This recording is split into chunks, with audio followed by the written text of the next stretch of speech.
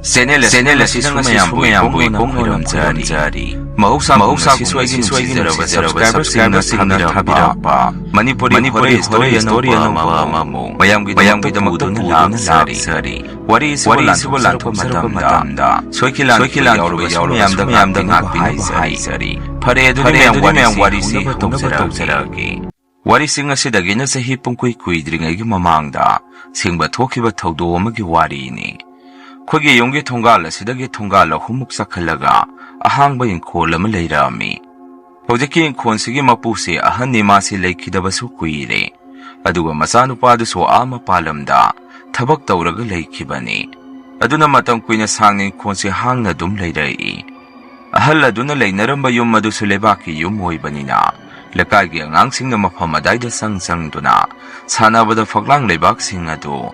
Loina ken kidana noma gi asagi minasu yumdugi machet makai singado machet loksana kidana inkolado hodikti puhang he khangba makai leiki lampak masagi mongda leirabanina khusi nong phadokatuda hangchit langboina sungi manaba singa adaida dum pothabasu hek yawi angang singso dum sanei mafam aduda nongmade khoi mungcha sak punna saminari ngai ai sukadom-dagi khaliba wakhanu khangde Baba ima ipu ibokta sumna hangi.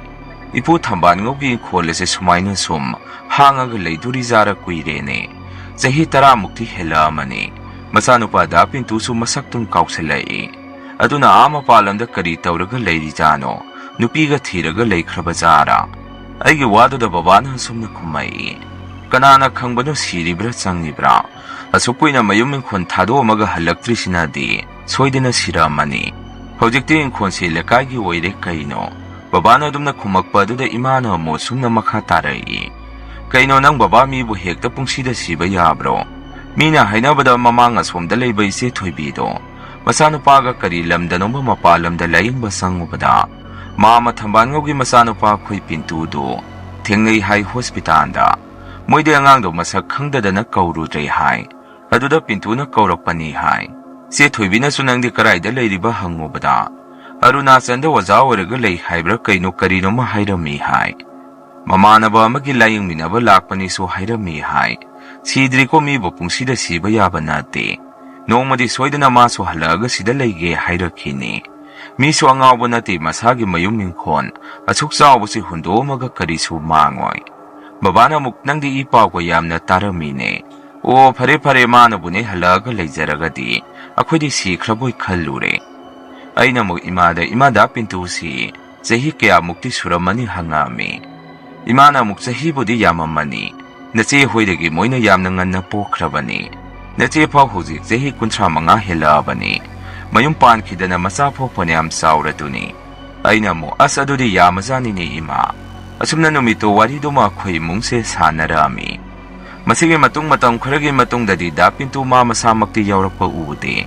Mamanabani haibra kaino inkhondo onthokpa tharai. Adumaina inkhondo onthokraba matung hojiki inkhol aduda mi leinabagi mongda yum saba haurai.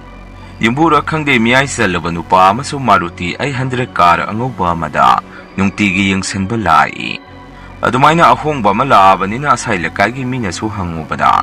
Inkoladu thangai sengna da pintuna mi mada yonthoki leirami aduwa Maruti 800 car ama tongaga nungtigi lakpa nupa aduna inkoladu ba lawriba inkhon mapu adugi manaw nupa thokpa amakha koirami sum tawdana hangna leiramba inkoladu migi oikhrabanina yum adu zara hekta sakalai khuso amaromda nungaitaba amadi poi maramdi matang kuina sangna hangna leiramba mafam jaga adu sekpana ikoi selaga yumga sajalakhiba aduda aduga angangsingsu sanafam leitadana mamangi lampak aduda oina loina sanakhi matam kharagi matung yum adusu saba loisankre misu leiba hongnarami aduda hongiba imungduna leirakpa kuidringai thani phok phadringai angang sahi 15 mukta ngairiba yum aduda leiba angang ama leitre hainarai khwisum aduda kari kamdongna leikhidabano haidana pungak hek ngagnarami lakaigi mi asaigi mi akhuna sangubadasu Matau karamna angangdo leikhidabano hangubada imungduna asengbado hairakti baba huichu sangubada mathau mangam pangthoknaba wa hairubada sida tawraroi Moi hana leiramba mafam adomda oina mathau mangamdo pangthurani angang asibado purani hairei. Imungdusu wala ngangnaba kaya nungaiti su hainai. Moigi agi mida pungkogda kawi hai. Aduga ngangdo garida hapaga poloirunaba puraga satki hai. Numitugi numidangdo babana akhwida sumna hairei. Angangdo naraga lekhidabadi mandi. Masado taga tekna gari manung aduda hapkhibado akhwisu uhawi. Moidubo kamdangno leitribazano khangdi. Hanguragasu ikhum khumningdabagi maungda tawi. Inkolase kuina hangna leirambo oibanina laitin ningthidana khwairamaga hongjangadabani. Mama thamban ngaksu mi thaina lai sanaramini. Magi nupi inidusu moi inkoladuda karino maungna thingnakidana leikhidrini. Inkolase kaigumba kharadi soidana leirumgadaba mali. Babagi wafam aduda imana amu as mapanangi wasidi tudum songi. Ado sukuiba matam hana hangna leiringaidadi karisu tawte kaino. Moi hek hungakpaga hekta tawrak yamro. Pupu ibok sum munna tayo aduga ibok na kona tapna sumna kumai. Ngasidagi matam kharagi mamangda noy na puna haibada. Noong manumidang ama ahing nongyayda. Nupi mayam na kapkiba makon tay hay. Noy na puna so karay day no nupi kapis na haydana. Haipeta sa lubada siging kola somdagi mali hay.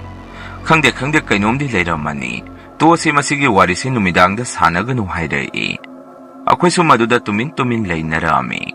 Masigi matungin kola duda hongi iba imong aduna. Aduda leirakpa sahi para aba matam sida mo. Mamangda leikhidaba angangdo adugi mamado sumuk leikhidre haydina pause muktaray. Handakti asibado asaydo ina mathaw mangamdo pangthuomi. Lakaigi minaso hangubada masagi hanadagi. Anaba malay haydina magi nupana kumai haynay. Adubo lakaigi minadi masagi anabado leirambabuti yay. Adubo moise inkol sida hongakpada sanadre. Mathang masa muksi mama muksi taurisi. Karinomadi taure haynarami. Adumayna mi enisi kraba matungdaydi. Moisu aduda leiba talaba khangde. Yuming kholadu thado amaga moi pulaba muksadki. Ako'y so halakidra ngaibani. Adubo moise awayna na halakpa kaubo leiramde. Panakoy na sahi amagi mayamukse yumdugi Thongal gate adu. So adum lolaga leirami. Matang kharagi matungdadi hujiki moigi Thongal gate maya adayda. Khoina ama matheng halakpada nupara nupira khangde. Mi amagi phibam muti dongna tawba ama. Adayda sumlepamba ama thengnarai. Madu thengnaruba midu so adum mayum yauraga. Yamna kanna naba masada ipai hauba. Saba thakpa yadabana singba kaya ama tawba haurai. Tawbadabo maibi tawraga adayda laitingi oiba. Kaigumba ama lai hek khuram thokragadi. Konadi tamna pharai. Masida akhoi mungdi kidana numidang si mapaniban kaya thoksaramdi. Numitudi akhoi mase luhongba masadki. Babana di nupa mayumda salurano. Ngalingay satlaw na halao haikibani. Imaso hoit haragadi satkibani. Adubo pungthenga phaw imase halaamdi. Babana so yumda ima halakti haydana isaw yamna langi. Pupu ibok ta soyna sumna hangi. Pupu ibok imado ada thinba sakrabazaro. Pungna nipan hejale ina kamdaw ni sidi. Thongal phaway so lepagadi yangambani. Ado iso kuina sayda lepaga laybadi kizay. Kamdaw ni haydana hangami. Maduda pupuna sumna kumai. Laksani da kariso tawroy nabo kathuaga. Ngayak ti hek yenguso hayday. Adumayna hek haynabaga. Imase yamna pakhane ibungo haydana.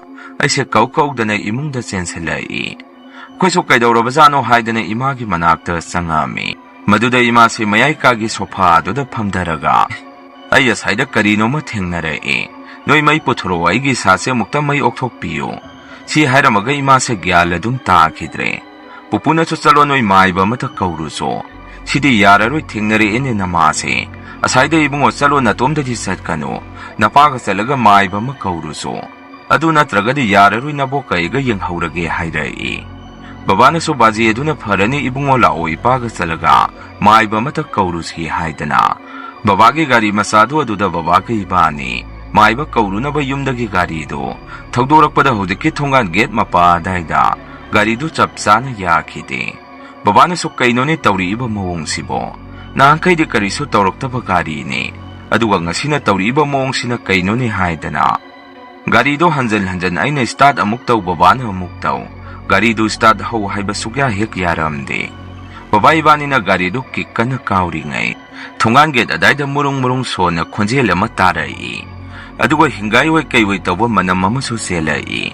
Maduda babana so engwanda munni yengaga sumna hairai. Ibungo gari se sidagi khitang ikhalaga start tawsilaw. Sumna babana gari do mafam madudagi khitang ikhalakena ikhalakpa haurakpada. Kaino ibungo nang naru yalido. Yan gadone nang su ilo thure ne hairai. Ai sumaduda punga khekngai. Babada soina kaino baba idi maningda inba khaktani. Yan badi yande kaidawrake hangami. Babana mu gari se ipa inba ngamdrene. Kainomni da masidi haidana adaida sauna. Babana machindo thirami. Madudagi gari do kangyang hek yangba makai thaduraki. Pra babaga igase mafam madudagi khitang sakhalaga start to amuk tawrami. Handakti gari do angakpani start to banglaw na haurai. Babane so ibungo tongkhalo salasi haidana. Babaga igase gari do thawraga maibadu kauba salami. Maibadu unaraga yum asida maibaduga punna lakminarami. Aduga imase maibaduna laitin khuram thuoba matung gyande khitangdi tarai. Maibaduna makha tana so sumna hairai. Nongalaga mana thingnaruriba mafam aduda amuk lai khuram thokisi. Yakhiroi masase sengdri hujik tawrisina hairai. Mataw sum tawduna nonghengan baga muk maibaduga khoiga punna mafam aduda laido imagi khuram thokpirami. Madugi matungdaydi ima su gyandi khara-kharadi taba haurai. Adumayna sum mafam aduda misi ama matheng halakpada. Kaigumba ama sum ongna thingnaba tawrakpadagi. Khoi saida leiriba yumthong khara wa tanaraga. Maiba khara haiba ama tanasi hainaduna. Maiba khara haiba ama neaga mafam aduda. Kari leigedo yengtho halami. Maduda maiba duna sumna hairai. Thaina loisilamdaba lai mathi phongakpani. Yumasisu misu leinadre haibadai. Lai le yumasisu. Phare kai kaino tawbaya bakara khoinoi tanaraga tawthosi hainaduna. Maibaduna Thongal adaida laido khoiram thokpirami. Madudaidi kya thoinadi tawkhidre. Tawbada yum manung adudi haujiu adum. Mi leibadawna yum manung aduda kokang. Dongdang masigumba makhon mawasi. Adum taba phangli. Aduga yum adusu haujik phau mi mata leiba laktri. Mayam mahamagi wari se matang asaida loizare. Ani suba wari se muk mayam da khudon tamjari. Wari se imana le sari ngai matam da thokiba thaudoki wari oidurini. Aige mingse thoi kauzai. Isile naukti ibung amaga akhoi ani khaktani. Imaga babaga akhoi mari leijabani. Karigino khangde ise butki wari se yamna pamba haibadu oirami. Aidi angang wari ngai dagi hauna butki wari aduga thaina thokiba. Asengba wari kaya se yamna pamjaba haibadu oirami. Imana haibada ina angang oiringai ningai tawbada.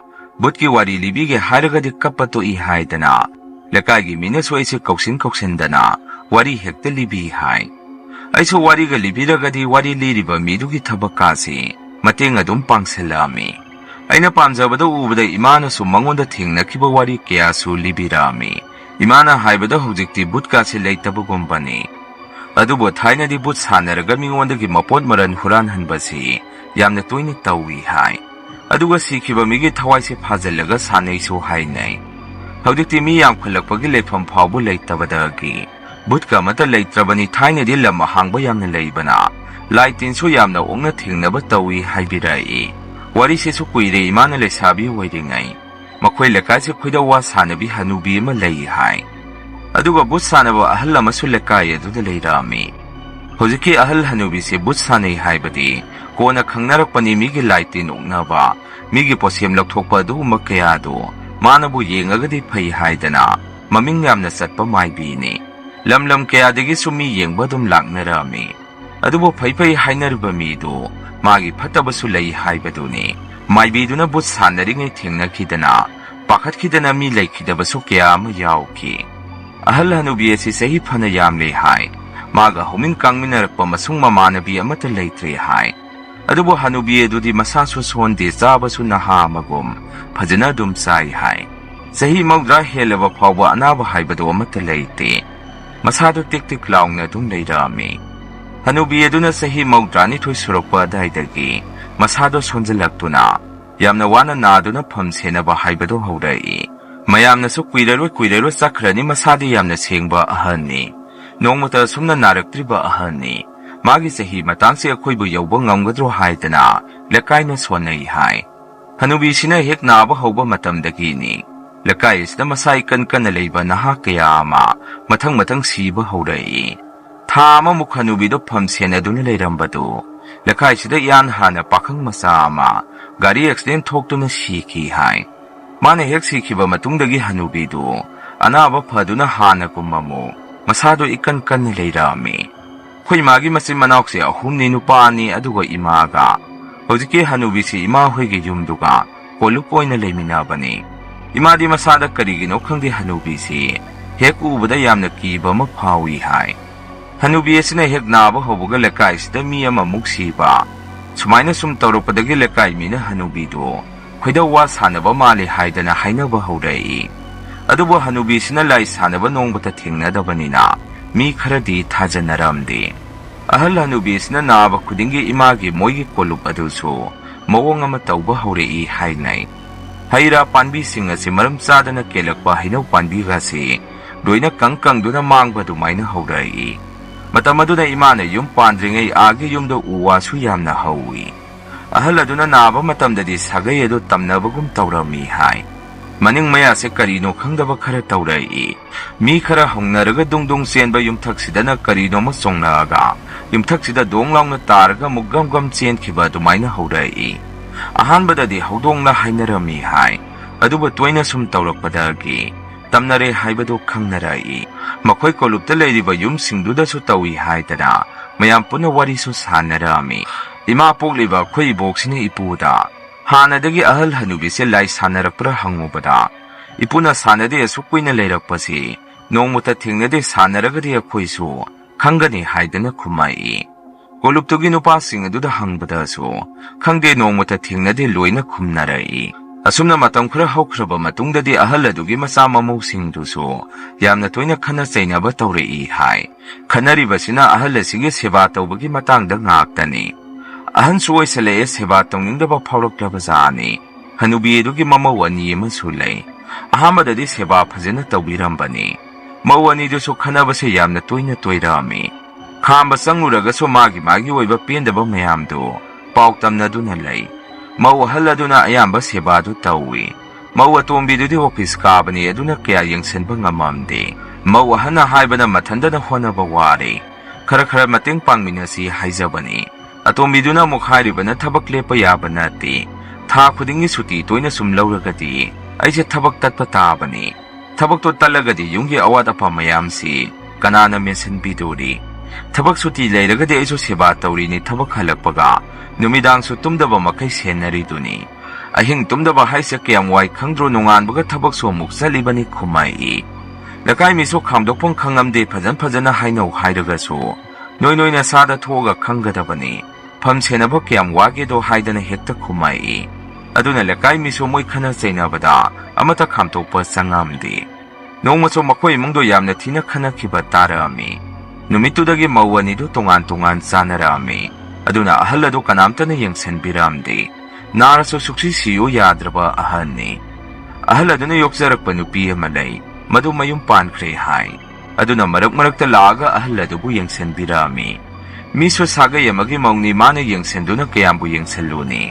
Marak ta dumlai. Imahoy so yung tangnabani na marak ta sang birami. Aduna lakay minahandakti yagadaba mandi hai narami. Imahoy so ahing kuding si miya mana yamna wana na hibagi makon. Marung son mo makon si yamna tarami. Una wana mayam kiliba dum da sumiya mana. Sat pagimong da swat prek law mo makon si dum tay hai. Aduna imadi kibadagi iboka dum tumi. Sumna tha kharagi matungda. Karino kangdaba manam yamna namtiba masum namakpadagi. Imagi iboka so karaydagi no haide na kuititirami. Adubo manamdo khoidagi nate kanadagi no haitana. Kolup aduda ibong na satsatuna. Noy dagira yengu manam yamna namtiba manamnisi. Noy bo kangdro hangami. Adubo kanamta na kangi hainarakti. Sumna kadaydagi manam no haidana koiti tinarakpada. Ahal hanubido nungalakpada siraga layrami haitana. Kapalawba tong narai. Sumna lakay miyam sangdo na yengu bada ahal aduna layriba kato. Manam yamna namtiba manamami. Aduna asiba haksangdo. Mapana puthoroktu na manggonda thamami. Masanupiduda su paudo pikre. Malakpa ngaynarami imahoy su. Moy mamanabi khara sangduna. Potsay loisenaba asiba puthokiba ngayduna laynarami. Lakai miyam su kunong semnarami. Masanupido su lakwaga yamna kapsarami. Ima hui su masanupido na kapado nungaita na yengdo na layringay. Hanubiyedogi makong lengakpagom ima na urami. Maduda ima su ngarang hinga tumdrabanina. Misiso karino serantoran yamna ure kalami. Adamaina layringay edo da amuk su makong do lengay. Madudagi ima su masado kirak ni imong da sangaki hai. Ima na haibada numito da uribado tasing na uribra. Natraga kibadagi serantoran puda uribra khangdi. Tasing madi madu kainom ni hai. Imong aduda su ahandugi kado dongdong tinba poche langkhaibagi makon kayasi. Miroi na taba hauraki hai. Sumna mayam na su sasat matong mangamdo pangthong na ba sem saba hauki. Sumna siba hek putokibaga ima hoisu. Khara amane imong manung lamtu singdok na imong dale hauki. Imaga mamana biye niga makoy humna kolik khara. Mapanda putok na phengami. Ka manung da sitpa yaw white taybe yaw adumayna tong narami. Aduba ahladugi kado matanda sangbadi kibadagi. Imana moy atay do haurami. Sumna moy mari se pulap kado da sangdo na kado white silami. Sitpa loy kiba zagado na muk white taydo haurami. Sumna moy mari layringay da pamung layriba adumdagi. Mi amana sor chawng na hondo na. Nahebagi makon se tarakpadagi. Kido na law do na chenthok naraki. Mapanda ahan khara layribaduna kaidawrage hangakpada. Ima hoina su wari to tamami. Aduga ngamlaroi changba hairubada. Ahan sing aduna su lao akhoi ngaibirage. Mangkanarakpana halagadi tahoide haidana. Ahan sing adu ngaihenduna loiselhalami. Aduga imana mamanabi atay sing aduda su wari khara tamami. Ngasay makong nengakpadong na ui aday kidana imungda changi iduni hairami. Mamanabi sing aduna su noigadi yumthang narini kidro tamnarakchani haidana. Imada lakna birami. Aduda imana hanadagi adum tamnare. Aduna kidre kumi. Numitugi ahingda su hanagum adum tamnarami. Nungtigi sum tarokpana hanakirambadu kharadi pare. Asti suloy kre sorat yaudringay manungdani hayamna tamnarisi. Nongmadi imasi numidang at hingbada makong hamningagpadagi. Ibok ka toilet layriba adum dalaktuna. Ibok na yena kada ngay duna layhay. Imana toilet manungda layringay da thongdo tilaihay. Maduda imadi ibok koiraboy ningduna. Ima loidore nga hektang ngay ko hayrami. Aduba thongado sum tinba henmalakpadagi. Ima so saong na prab loisalaga. Karino konga hampam kangdi haydana. Thongado hangtorokpadadi ibok di yena kada. Mayema pairaga lepambadu ubada. Imadi masin thi-dana ibok na layribadu. Yaw na bating katana selaki hay. Ibok na so tamna launi nang butuba tari kanana tanaragtana. Adu kana selido haydana lauri hay. Imaso yung manungda yaw na ba selami. Imaso ibok imanag yaw baga ima manungda sango. Prap sango haydana sing selami. Ibok na so karitawragi bema. Nang bo haydana hangami. Imaso warido libada ibok na yare dugi warido imungda sapa pati. Lao tumurasi tingsu tenga mani haydana. Pamungda sangagpada numito imadi. Tumba sugya yadi hay. Nungan baga layminariba singaduna kay tawgi hanguba kanda. Moy mandom sa aduna ibe matoilet ka ting na sangba yaba nati. Thong se pakairage haibagi mawongdani tawri isi kumai. Maduda imana su ngarang mangonda su tingnay hayrami. Mandom sa aduna su ibe mamay asengba puraga sangu. Nathandadi sa luno. Noy kakahoy di mina ngangba lobiba nati. Surat loy driba pawde sugumba se dum tawbani. Surat loy grakadi pakrani da hayrai. Kolop adudagi hentok na lakay pumba yoksilagpadagi maiba tanaba hauki hay. Nung maso imana maningda kon peng na bakolik pathoga peng ba haurakpasida. Wapal adom da karino malepaga laybadu urami. Maduda ibok kaktok na karino malayre thoro o hayrami. Ibok so peng ba hauramo white tayba loydore aduga nangida loyba ngaybirage haydana kumai. Imaso karino khanduna kon ga peng dabi. Sumyang salubada migi mawongti malaga. Mayang ikangkangi hay saru ngakta. Matongi saru kaya yawdi suhay. Mokhang su kolaga masamana ipaparaga. Hanubi ima layrambaduda. Imaso ay sire haydana lauramaga. Adum gyan takidre hay. Imana gyan tarakpadari lakaygi maibadu ipuga wari sanaduna layrami hay. Maibaduna ima gyan tarakpadu ubada. Ipuda angang su gyan tarabanina isu halagi. Surat yawdri pawdi khara seksana layu hayramaga. Maibadu dum sakhirami. Maduda ipuna ibokta sumna hay. Karino khangde thoiba mayamsi. Oza maibaduna haibada lakay mi phana yamle hay. Layok nabagi yengi ibasi. Maduda ibong namuk masiyan si Laitin soida na sanarunggani. Adugini tauri mayamsi. Malay trabani naman na sanaramba lay mayamdo. Loy salamaroy adu na lakay asida. Kwasat satpa soida na oiranggani hayrami. Ipuna so yare pothana ba taururo. Pungso panat tingamani haybadagi tumnarami. Asumna zazani sorat yaujingay tori ibasi. Sorat hayang ni haybagi ahing adudaso.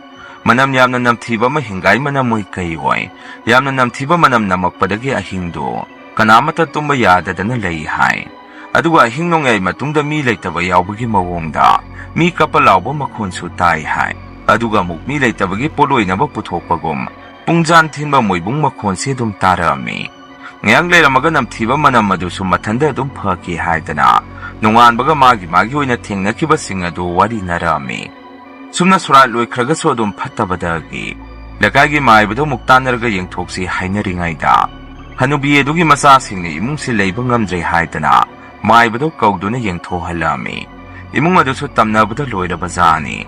Surat loy raga pagkini haybadagi. Surat loy ba ngay di bazani.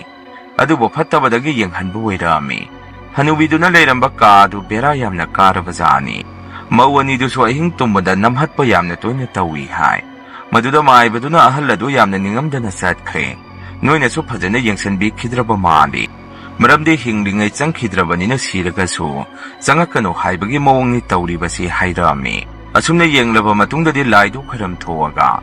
Kado solon sando na tamkirami. Masigi matung tamnaramba singa duso dum pakre hay. Sumna sahi mahawkre imana polis karpa matamadayda. Amuk buthok le haydana wawa laura ki hay. Inakun ba yung kaya dagi po sa ipasana sing bahubi kre mangkre haydana, pawayam na tanarami. Ahan ba dadi huran ba to'y haydana kanaramba ni. Adu ba tabak subat at pateng na halak pa yaw ba karana, butheng na haybadagi buthok le haydana, lakay sida wawa laung narami. Noong matabak suruba miyo'y kara tabak halak pa da, lakay da musung mo ba makutsat to na layramba ni hay. Adu ba yung kalak pa matamda na sungwangkat ki hay, yung taraga na piksakak pi hay. Numitudagi buto hay na ba hurak kibani. Karama na but wangi hay aduga karama na nemi hay sungang nay. Matamaduda ting na ba misu yawri hay nay. Kuy magi manaw nupa tumba iginamamtuan si karamangaw tila hay. Mina buto na kida na mapantong na draba matamaduda. Madi yam ni yengningi mina hay bada buto yam na ping na suwi hay. Aduga isap sa pagawang na suwi hay nay. Uningi hay do na dumday hay. Mamton di lilayang basali ni Hayda na numidangda, masung mamana baga dumhong naraga satki hay. Ipugay boka na panangangag sa puraga sulo na hekta satki basi taura bazani. Noong madi mo siya tingnaw tamambadagi. Isa'y salo halagpas da yung mamadagi musin mo ba ma. Torok pa da ubadagi mamton hoy mo'y kanggo na kuran balay re para si hay na duna. Adumay na hay na duna mo'y siya tanay hay. Aduga mo'y na sensen duna yung ubadami oiramdi hay. Masakto so mamay mamito isam-sam na uy pazina ude hay. Moy so karino kando na makokpaw yung kalubada. Sung tam na wangkat ki hay. Madulagi mamton moy so mapamarang kang dada. Magi tokpa siya na rai. Koy mamton na numito da tilak patong si aroy bini hay. Ibong na tong hangtoga sige tau bada di. Mamton do masado ipapaka na ubado da. Abong na kay dawraki hangami.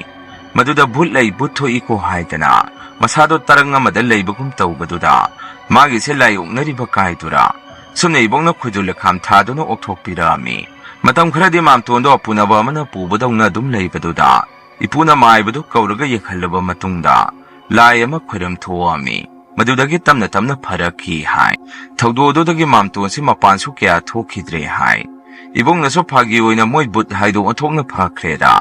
Mating naruda na isa si hudikti ngang na basuyari. Gyan suyam na tare hay da na hiyakik laknay hay. Lakay do da layong na rebuting na hay da na gyan mentada na laybasi. Yam na to silak padagi nahakara na di. Lay sana ba mi lakay sida soy da na layrong gani. Aduna ni toy ba mayamsi. Masilay tinga marilay na ba mi na uyduri ni hay da na. Singna ba yung narak padagi may ba do siya na do na layra pa zani. Luri di maduso kanana so paba punba nga mamdi. Layra kasida so hanubi mayang kang bi matoe hay na ba mukauray. Adumay na hay narak padagi ibong na numito di numidangi saktuwaga. Kwezo lekhamdo mukta humdo ke hay da ni imung dagi. Kwezo lekhamdo humdoga sumapanda putorak pada. Khuygi yena khadagi phibam kairaba saru polandongna tawbi hanubi ama sathoraga sumang matola daida tamna mangki hai ibok sumadu thingnarudana imungda hathu ki na sensilai nongalaga maiba mamuk kauraga yenghanbada maibaduna sumna haidai imungdagi khujule khamda sum humdorakpaduda noing khonung asida amangba laidu leiramba mapasa dana thorakpani numitu iboki masada khujule khamdo yarumdragadi Pharaktani haidana maibaduna haibirami hai adumaina sum matang kuina sangna kaino kiba kaya se sum mayuknarakpadai nongmadi mamangda lai sanaraga laikhidaba ahal adugi mamong nupi ani dugi maraktagi mamong nupi atombiduna lakaida Asengbado haidoraki mau atombi aduna sanabani Manipuri hana sizinaramba polam charam mau atombi aduna loina paisankhraga tawrakpani mayamna mabu phage hairagadi moigi inkhol adugi makha pangba lafu ngakta hauba adomda ahing nongyayda lumduna yengo